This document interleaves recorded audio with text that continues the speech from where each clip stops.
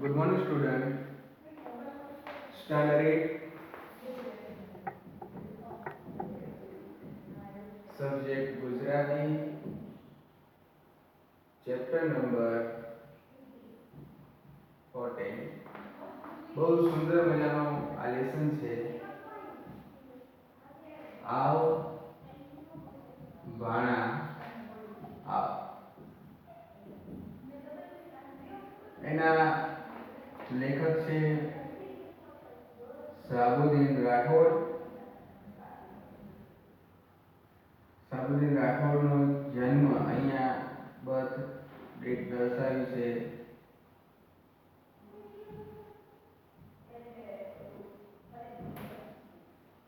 9 December 1937 અને હાલમાં તેઓ હયાત છે. સાબુદ્દીન રાઠોડને ગુજરાત રાજ્ય તરફથી શ્રેષ્ઠ પુરસ્કારનો એવોર્ડ પ્રાપ્ત મળેલો છે સાહિત્ય અકાદમી દ્વારા. અને હજુ હમણાં જ એમને એવોર્ડ પ્રાપ્ત થયો છે. એવા આપણા સાબુદ્દીન રાઠોડ જેઓ થાનના વતની છે અને ખૂબ જ સુંદર એમને હાસ્ય કલાકાર તરીકે જોક્સો પણ આપણને આપ્યા છે. એવા સાબુદ્દીન રાઠોડનો સુંદર મજાનો લેસન આપણે આજે ભણવાના છીએ. આવ ભણા આવ. સાબુદ્દીન રાઠોડ જે છે એ સાબુદ્દીન રાઠોડનો જન્મ અહીંનું વતન મૂળ અહીંનું સુરેન્દ્રનગર અને આ સુરેન્દ્રનગર જિલ્લાનું થાનગઢ જે છે એ થાનગઢ એમનું મૂળ વતન છે. સુરેન્દ્રનગરથી તમે પશ્ચિમ તરફ તમે જશો તો અહીંયાથી તમે જતા રાજકોટ હાઈવે પરથી મૂળેથી જવાય છે. મૂળેથી વગડિયા અને વગડિયાથી થાન જવાય છે. થાનથી આપણે તરણેતર પણ જઈ શકીએ છીએ, જ્યાં જગપ્રસિદ્ધ એમ કહેવાય કે વિશ્વવ્યાપી એવો લોક મેળો પણ ભરાય છે, જેને આપણે તરણેતરનો મેળા તરીકે ઓળખીએ છીએ. થાનગઢ જે છે ત્યાંના મૂળ વતની છે આ સાબુદ્દીન રાઠોડ. તેઓ હાઈસ્કૂલમાં આચાર્ય પદેથી નિવૃત્ત થયા છે. પોતાની આગવી કથન શૈલી અને માર્મિક વાણી સાથે લોક સમૂહને સ્વસ્થ મનોરંજન પૂરું પાડે છે.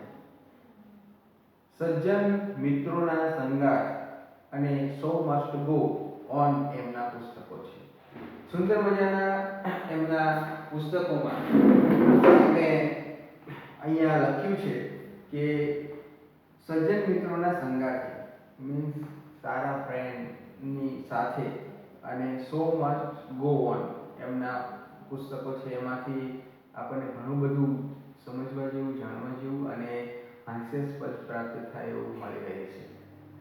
આવ ભાણા આવ માં લેખકે સામાન્ય વિષયની રમૂજભરી શૈલી વડે સાવ નવું જ રૂપ આપ્યું છે. વિસરાતી જતી સમાજ વ્યવસ્થા અને માનવીય સંબંધોનું સ્વસ્થ મધુર આલેખન થયું છે. સંવાદોમાં આવતી બોલચાલની ભાષા પ્રત્યે ધ્યાન આપવા જેવું છે. પ્રસ્તુત હાસ્યકથા તેમના સજ્જન મિત્રોના સંગાતે સંગ્રહમાંથી પસંદ કરવામાં આવી છે. અહીંયા એમનું ઇન્ટ્રોડક્શન આપણે લીધું તો સાબુદ્દીન રાઠોડ જે છે એમને એમની આગવી કથન શૈલી દ્વારા એટલે કે પોતાની અંદર રહેલી સ્કિલ દ્વારા એમણે અહીંયા હાસ્ય રમૂજો વ્યક્ત કર્યા છે. ત્યાર પછી એમના જીવનની અંદર બનેલી કંઈક ઘટનાઓ છે એ ઘટનાઓને એમણે એમના પુસ્તકની અંદર અંકિત કરેલી છે. આ લેસન રમૂજ ભર્યો છે. રમૂજ એટલે કોમેડી, હાસ્ય એવો છે આ લેસન. આવ ભાણા આવ. આ લેસનની અંદર આપણે ખૂબ જ મજા આવશે. સાબુદ્દીન રાઠોડના જીવન ચરિત્ર ઉપર, સાબુદ્દીન રાઠોડ જ્યારે નાના હતા ત્યારે એમની સાથે જે ઘટનાઓ ઘટિત થઈ એ હાસ્યાસ્પદ રીતે એક કથન શૈલીની અને લેખન શૈલી દ્વારા અહીંયા વ્યક્ત કરવામાં આવી છે. તો આ લેસન આપણે સ્ટડી કરીએ. 25 પેજ ઉપર આપણે સ્ટાર્ટ કરીએ છીએ. આવ ભાણા આવ. મારા નાના પુત્ર અફઝલે મને કહ્યું, પપ્પા મારે બૂટ લેવા છે. અહીંયા સાબુદ્દીન રાઠોડ કહે છે કે મારા નાના પુત્ર અફઝલ નામ છે, કહે છે કે પપ્પા મારે બૂટ લેવા છે. મેં કહ્યું બૂટની કિંમત સી છે? મેં કહ્યું કે બૂટની પ્રાઇસ શું છે? અફઝલ કહે 240 રૂપિયા અને 20 રૂપિયા મોજાના.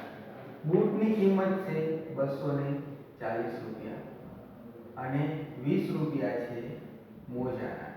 બૂટની કિંમત છે અને આ મોજાની કિંમત છે.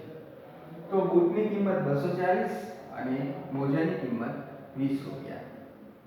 મેં તેને 270 રૂપિયા આપ્યા અને કહ્યું લઈ લેજે બૂટ મોજા અને વધે તે રાખજે.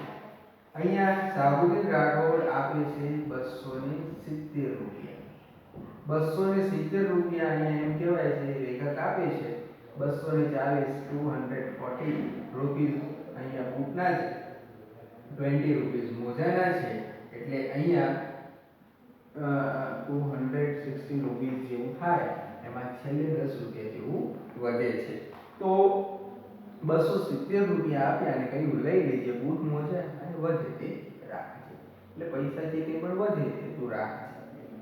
1 કલાકમાં એ બૂટ મોજા લઈ પાછો આવ્યો. એક જ કલાકની અંદર બૂટ અને મોજા લઈને રિટર્ન આવે છે. એના ચહેરા પર આનંદ હતો અને આંખોમાં ઉલ્લાસ. તરત બૂટ મોજા પહેરીને તો સ્કૂલે જવા રવાના થયો. એ સ્કૂલે ગયો અને હું મારા શૈશવના સ્મરણોમાં સરી પડ્યો. હવે આ લેસન સ્ટાર્ટ થાય છે. અહીંયા તો સૌપ્રથમ લેખક પોતાના પુત્ર દ્વારા જે કંઈ બૂટ અને મોજાની વાત થઈ અને એ બૂટ મોજા માટે પૈસા આપે છે. પૈસા આપ્યા પછી જે લેખકના પુત્ર છે અફઝલ એ સ્કૂલે જાય છે. ખૂબ જ ખુશીમાં છે, હેપીમાં છે. બાળકો નાના હોય ત્યારે એને અમુક વસ્તુ પ્રત્યે એને વધારે પ્રેમ હોય, લાગણી અનુભવાતી હોય. એટલે એને એમ હોય કે મને આ વસ્તુ મળી જાય તો હું ખુશ થઈ જાઉં. કોઈ નવી બેગ લાવ્યા હોય પપ્પા, કોઈ નવા શૂઝ લાવ્યા હોય, કોઈ નવા એમના માટે કપડાં લાવ્યા હોય, તો આવું નવું જે ન્યૂ પહેરી અને ન્યૂ લઈ અને જ્યારે સ્કૂલે જતા હોય ત્યારે બાળકો હંમેશા ખુશ હોતા હોય છે. સાબુદ્દીન રાઠોડના પુત્ર જ્યારે એમના દીકરા જે છે એ સ્કૂલે જાય છે ત્યારે સાબુદ્દીન રાઠોડ એક દ્રશ્ય જુએ છે અને આ દ્રશ્ય જોતાની સાથે જ એમને શૈશવ સ્મરણ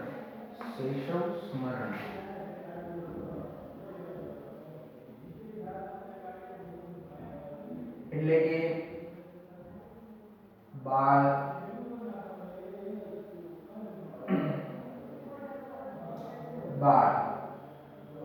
પ્રસંગની યાદ.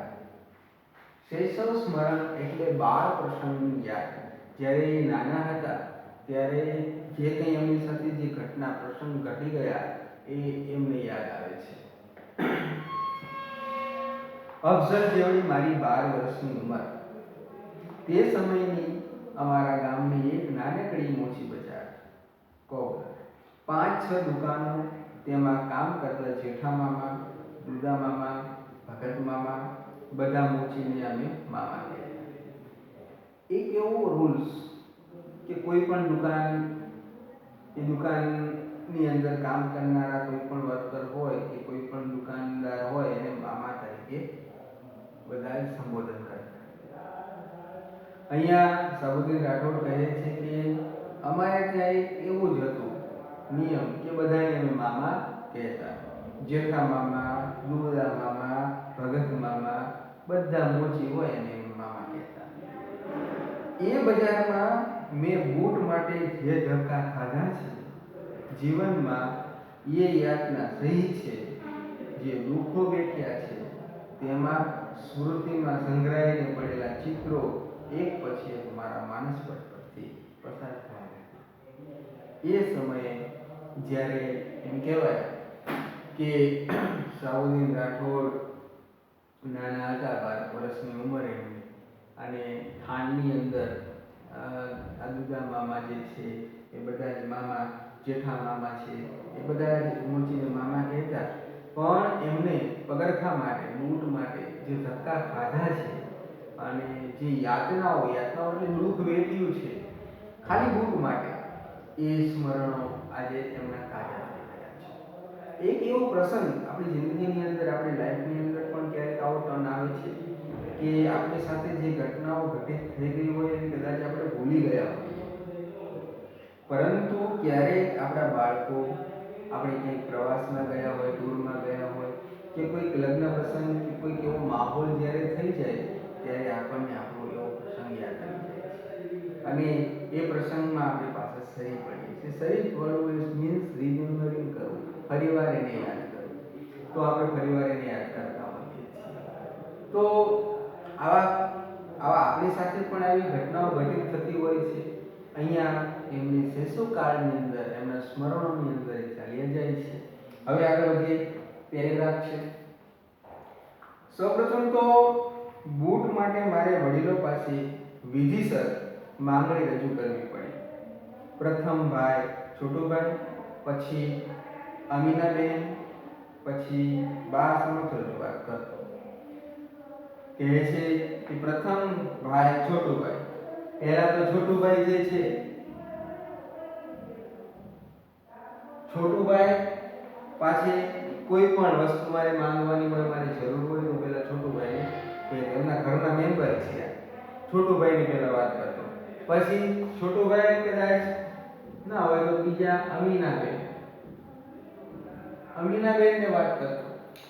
ને અમીનાબેન પછી કદાચ એમ કહેવાય કે ના મળે તો છેલ્લે બા સાથે હું વાત કરતો. પછી બાપુજીને જણાવતો. બાથી પણ ના મળે તો બાપુજીને જણાવતો. પરિવાર સામે અસ્તિત્વ ટકાવી રાખવાના મહાન પડકાર સામે મારી સમસ્યાઓ સૌને સાવ સુલક્ષ લાગતી. મહાન પડકારો. લેખક અહીંયા કેવા શબ્દોનું પ્રયોજન કરે છે? પડકારો. જાણે મોટો યુદ્ધ જંગ ખેડવા જવાનું હોય અને પડકાર કહેવાય, એ પડકારો. મોટી એક્ઝામ દેવાની હોય એ પડકાર કહેવાય. એમ જાણે બૂટ ખરીદવાના છે અને બૂટ ખરીદવા માટે એક આવી નાની એવી વાત માટે જાણે એમ કહેવાય કે ડર અનુભવતા મોટો પડકાર જાણે ઝીલવાનો હોય એમ પહેલા તો વાત કરતા છોટુભાઈ, અમીનાબેન, બા અને બાપુજી એમ કરતા બધા સાથે વાત કરવી પડતી. હવે મારી સમસ્યાઓ સૌને સાવ સુલક્ષ લાગતી, નીરસ લાગતી. આ મારી સમસ્યાઓ કોઈને એમ જ લાગે કે આ તો કંઈ ઊંચું વાતું કરે છે. પણ લેખક કહે છે, સાબુદ્દીન રાઠોડ કહે છે કે મને શું થતું ને મને ખબર છે. આપણે કોઈ પણ વસ્તુ આપણે જોતી હોય અને એના માટે આપણે બધાને એક્સાઇટેડ હોઈએ, પણ સામેના વ્યક્તિને એની કઈ કિંમત જ ના હોય કે ભાઈ એ તો જવા દે ને, સામાન્ય કહેવાય, આમ તેમ એમ કરીને આપણી વાતને સાઈડમાં લઈ જાય તો આપણને ઘણું બધું દુઃખ થતું હોય છે. અહીંયા બસ એવી જ વાત છે કે જે બાળક 12 વર્ષના છે, બાબુદીન રાઠોડ, એ સમયમાં આ એમને જે ખરીદવાનું છે એ વસ્તુ ખરીદવા માટે એમને સીધી લાઈવ વાત નથી કરી શકતા. અત્યારે તો તમે જો, તમારે જે કંઈ પણ જોતું હોય, આપણે પણ જે કંઈ જોતું હોય તો સીધા આપણે પપ્પાને મમ્મીને સીધી જ વાત કરીએ છીએ કે મારે આ જોઈએ છે, વાત પૂરી. એની અંદર કંઈ એવું થતું નથી અને પપ્પા મમ્મી પણ અત્યારે સહજતાથી સમજી જાય છે કે લે બેટા કંઈ વાંધો નહીં, લાવી દઈએ તને, તારી એજ્યુકેશન ભણવું છે ને બસ.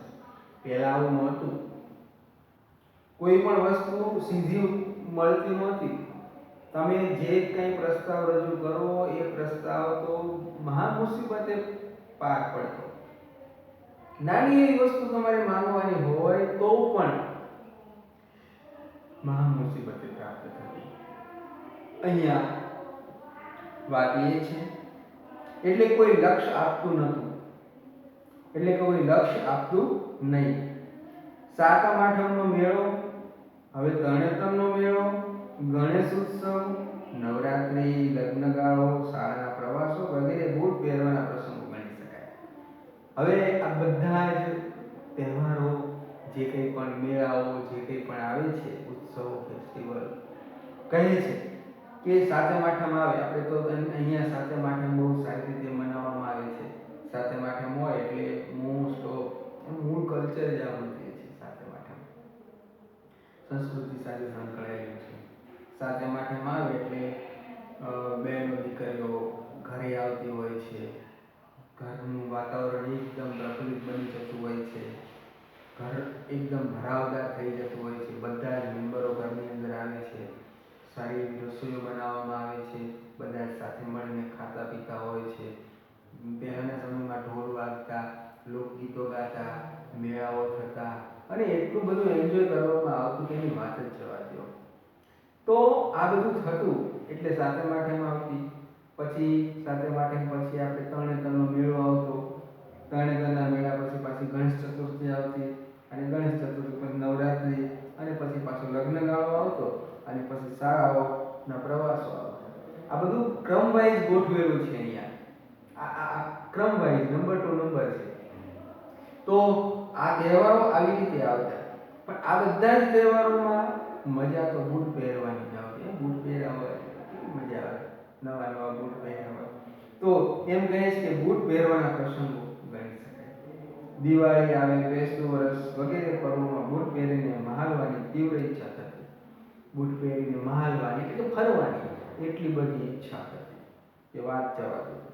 અને મારી માંગણી અવારનવાર નામંજૂર થવા છતાં હું નેપોલિયનની જેમ હિંમતહાર્યા વગર મારા પ્રયાસો ચાલુ રાખતો. બહુ સુંદર મજાની વાત કરે છે. અને અહીંયા સાબુદ્દીન રાઠોડનું લેસન છે એટલે આપણને આમાં હાસ્યાસ્પદ એટલું બધું લાગશે કે એની વાત જવા દો. સાબુદ્દીન રાઠોડે પ્રયોજન કર્યું છે, અહીંયા શબ્દનો ઉલ્લેખ કર્યો છે નેપોલિયનનો, કે મને વારંવાર જ્યારે હું બૂટ ખરીદવા માટેની વાત કરું ત્યારે મને વારંવાર ના પાડવામાં આવતી, છતાં હું નેપોલિયનની માફક મારા પ્રયાસો ચાલુ રાખતો. નેપોલિયન જે છે એની માફક હું પ્રયાસો ચાલુ રાખતો. પેજ નંબર 26 પર આપણે જોઈશું. ધીમે ધીમે લેસન ખૂબ જ હાસ્યાસ્પદ બનતો જાય છે. આખરે મારા બૂટ ખરીદવાનો પ્રશ્ન સમગ્ર પરિવાર માટે જટિલ સમસ્યા બની જાય. તેટલી હદે મારા પ્રયાસો પહોંચતા ત્યારે પરિવારના બધા સભ્યોની મીટિંગ મળતી. બૂટ કરતા કઈ કઈ બાબતો વધુ મહત્વની છે તેની વિગત ચર્ચા થતી.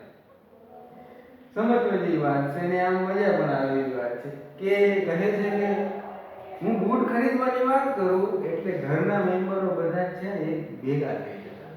હવે એક ખાલી બૂટ ખરીદવાની વાત, એમાં છોટું ભાઈ, અમીનાબેન, બા, બાપુજી, હવે આમાં બૂટની વાત કરવા જાઓ એટલે બધા જ પાછા એક થઈ એક મીટિંગ કરે. મીટિંગમાં પાછું એવું ડિસિઝન લે કે શું શું મહત્વનું છે, ઇમ્પોર્ટન્ટ શું છે બૂટ કરતા પહેલા એ જુઓ. એટલે એમ કહે છે કે મીટિંગ થતી અને બૂટ કરતા કઈ વસ્તુ ઇમ્પોર્ટન્ટ છે એની વિગતોની ચર્ચા થતી. મને બૂટ આપવા જોઈએ તેનો સૈદ્ધાંતિક સ્વીકાર થતો. આપણે ત્યાં અત્યારે કહેવાય છે કે ભાઈ એક મોટું આંદોલન આપણે કરીએ, શૈક્ષણિક આંદોલન હોય, કોઈ અનામત આંદોલન હોય, કોઈ બીજું કંઈ આંદોલન હોય. હવે એ આંદોલન કરીએ એટલે આપણે સચિવાલયની અંદર, વિધાનસભામાં, લોકસભામાં કંઈક મોટી બેઠકો કરવામાં આવતી. હવે એ બેઠકોની અંદર કમિટી નક્કી કરે કે આને આ હક આપવા જેવો છે કે નથી આપવા જેવો. પછી એ હક આપવા જેવો હોય, પ્રાયોરિટી એને આપવા જેવી હોય તો એમ કહે કે ના બરોબર છે, આને એ આપવા જેવું છે તો એ આપે. તો એ આખી કમિટી નક્કી કરે અને કમિટી નક્કી કર્યા પછી એને જે બેનિફિટ મળવાનો છે પ્રાપ્ત થાય, ત્યારે આપણને એ વસ્તુ પ્રાપ્ત થતી હોય છે. એવું અહીંયા આપણું કોન્સ્ટિટ્યુશન કહે છે. પણ અહીંયા કોન્સ્ટિટ્યુશન જેવું છે એમના કે કોઈ પણ વસ્તુ પ્રાપ્ત કરવી હોય એ પહેલા તો આખા ઘરની મીટિંગ થતી અને મીટિંગની અંદર પણ નિર્ણય લેવામાં આવતો કે આને આપવા યોગ્ય છે કે નથી આપવા યોગ્ય, અને છેલ્લે એ સિદ્ધાંતનો સ્વીકાર કરવામાં આવતો કે આને આપવા યોગ્ય છે તો આપો. પરંતુ સમગ્ર પરિસ્થિતિની સમીક્ષા કર્યા પછી સરવાળે સર્વાનુમતે નક્કી થતું કે જૂના બૂટને રિપેર કરાવી, ફાટ્યા હોય થીગડા મરાવી, નવી સગથળી નખાવી, પાલિશ કરાવી, જૂના ઓળખી ન શકે તેવા નવા જેવા બનાવી દેવા. બહુ ચર્ચા વિચારણા ઘરમાં થઈ અને છેલ્લે ડિસ્કસ ઉપર પહોંચ્યા. એક કામ કરો, નવા બૂટ રહેવા દો, આપણે પેલા જૂના બૂટ પડ્યા છે ને એ જૂના બૂટ માળિયા ઉપરથી ઉતારો. એમાં એક કામ કરો, શું કરવાનું છે, એને રિપેર કરાવી દો. કંઈક ફાટ્યા હોય, તૂટ્યા હોય તો એને થોડાક રિપેર કરાવી દો. પછી એને થીગડા મરાવી દો. થીગડું મારવું. થીગડું એટલે શું? થીગડું એક લેસન પણ આવતું. થીગડું એટલે શું? થીગડું એટલે કે કોઈ પણ જગ્યાએ કોઈ વસ્તુ તૂટી ગઈ હોય, ફાટી ગઈ હોય, એને રિપેર કરવું, એને થીગડું કહેવામાં આવે. અત્યારે તમે જીન્સના પેન્ટ જોઈ રહ્યા છો. ખાસ કરીને પેન્ટના ઘણા બધા નામો હોય છે. હવે એમાં તમે જો સ્ક્રેચ વાળા પેન્ટ હોય છે, આમાં જાણે ફાટી ગયેલા હોય, પગથી ઢીચણથી ફાટેલા હોય, આગળથી આમ ફાટી ગયા હોય, એવા પેન્ટ હોય છે. એ ફેશન અત્યારે છે. અત્યારે આ ફેશન છે, પણ વાસ્તવિકતા એવી હતી કે જ્યારે ગરીબ લોકો પાસે પહેરવા કપડાં નહોતા ને, ત્યારે આવા ફાટેલા કપડાં ગરીબ લોકો. યાદ કરો વિદ્યાર્થી મિત્રો, આ વસ્તુ છે. આજથી 20 વર્ષ પહેલાની વાત કરું તમને તો 20 વર્ષ પહેલા આવા કપડાં ગરીબ માણસો પહેરતા. કોઈ જીન્સનું પેન્ટ હોય ને, અહીંથી આમ તિરાડ પડી ગઈ હોય, ઢીંચણથી ફાટી ગઈ હોય, તો એ નાખી દેતા અથવા તો ગરીબને આપી દેતા. ફાટલું કહેવાય. આ ફાટલી વસ્તુ ના પહેરે. કોઈ થીગડા ન મારે, કદાચ થીગડું મારે તો એ પેન્ટને લાલ થીગડું, રેડ મારે, કોઈ બ્લુ મારે, કોઈ વ્હાઈટ મારે, જેને જેને અનુકૂળતા હોય એ સોયથી નિયમથી થીગડું મારી દેતા. એ પેન્ટ જ્યારે કોઈ પહેરીને નીકળે ત્યારે એમ કહેવાય કે આ થીગડાવાળો પેન્ટ પહેરી નીકળ્યો છે, થીગડા માર્યું છે. હવે એ જ વસ્તુ આજે અત્યારે આધુનિક સમયની અંદર થીગડાવાળાની ફેશન બની ગઈ છે. ગરીબની જેને મજાક ઉડાડતા હોય એવી અત્યારે કન્ડિશન છે. એ સમયમાં એ લોકો ફેશન સમજતા નહોતા અને અત્યારે આપણે એને ફેશન સમજીએ છીએ. તો વાસ્તવિકતા શું હતી? માનસિકતા છે. તો અહીંયા એમ કહેવાય છે કે થીગડું મરાવી દેવું, પછી ફાટ્યા હોય કે થીગડું મરાવવું, નવી સગથળી. સગથળીનો મતલબ શું? સગથળીનો મતલબ